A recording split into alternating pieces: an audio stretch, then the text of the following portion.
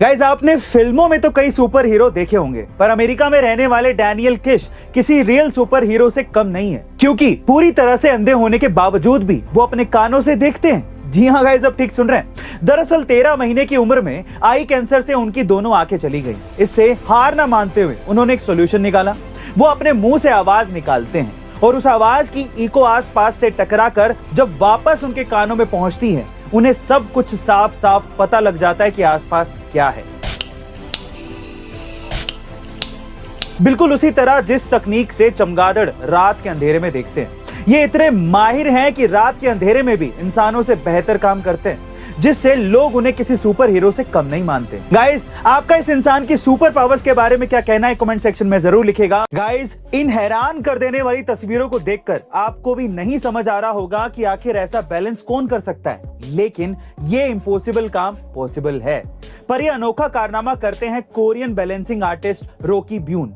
इस बैलेंसिंग की शुरुआत हुई जब उनका डिवोर्स हुआ और वो बहुत उदास थे। उन्होंने तब अनजाने ही पत्थर बैलेंस करने शुरू किए, जिससे उन्हें खुशी मिलती थी। फिर क्या था, वो इसी पैशन को आगे बढ़ाते गए और अपनी इसी आर्ट से पूरी दुनिया में मशहूर हो गए। वो कहते हैं ना कि अक्सर हम अंधेरों में अनजाने नए रास्ते ढूंढ निकालते हैं। रोकी ब्यून ने कुछ ऐसा ही कर दिखाया। गाइस, क्या आपको पता है कि नेटफ्लिक्स की शुरुआत 3000 रुपए से हुई थी, और वो भी एक गलती से।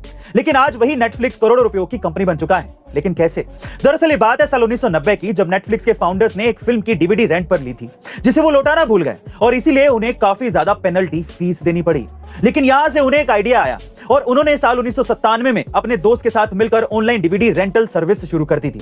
और फाइनली साल 2007 में ऑनलाइन स्ट्रीमिंग भी, जो एक अलग ही लेवल की टेक्नोलॉजी थी, जिससे कंपनी को बहुत ही ज्यादा फायदा हुआ। लेकिन नेटफ्लिक्स एक्सक्लूसिविटी वाले आइडिया से और भी ज्यादा पॉपुलर हो गया। एक्सक्लूसिविटी का मतलब यह है कि आपको बहुत सारे शोज, मूवीज, स्पोर्ट्स, इवेंट सब आपको सिर्फ एक ही जगह पर मिलेंगे और कहीं नहीं, जिससे आज नेटफ्लिक्स पर 22 करोड़ वर्ल्ड वाइड यूजर्स हैं और उसकी वैल्यूएशन $83 बिलियन है। गाइस, गलती से बना ये प्लेटफॉर्म आज पूरी दुनिया में पॉपुलर हो चुका है। आपका इसके बारे में क्या ख्याल है कमेंट सेक्शन में जरूर लिखिएगा। गाइस, क्या आपको पता है कि अडानी जी 80,000 करोड़ की सीमेंट खरीद रहे हैं और इसीलिए उन्होंने एसीसी और अंबुजा सीमेंट में करीबन 26% का स्टेक खरीदा है। लेकिन अब सवाल यह उठता है कि इंडिया के सबसे अमीर आदमी को इतनी क्या जरूरत पड़ गई?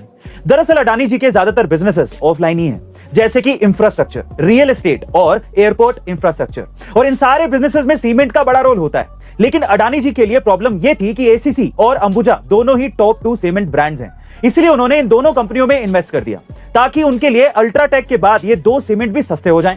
लेकिन अडानी जी ये अच्छी तरह से जानते हैं कि आने वाले समय में करीबन 100 स्मार्ट सिटीज, 200 एयरपोर्ट और ब्रिजेस बनने जा रहे हैं। तो इसमें अगर उन्हें सीमेंट जैसे रॉ मटेरियल सस्ते मिल गए तो आसानी से गवर्नमेंट का ये कॉन्ट्रैक्ट उन्हें मिल जाएगा। गाइस, अब तो आप समझ ही गए होंगे कि अडानी जी क्यों इतना इंटरेस्ट ले रहे हैं सीमेंट खरीदने में। आपका इसके बारे में क्या ख्याल है कमेंट सेक्शन में जरूर लिखिएगा और ऐसे अमेजिंग वीडियोस के लिए शेयर, सब्सक्राइब एंड लाइक। मिलते हैं अगली वीडियो में।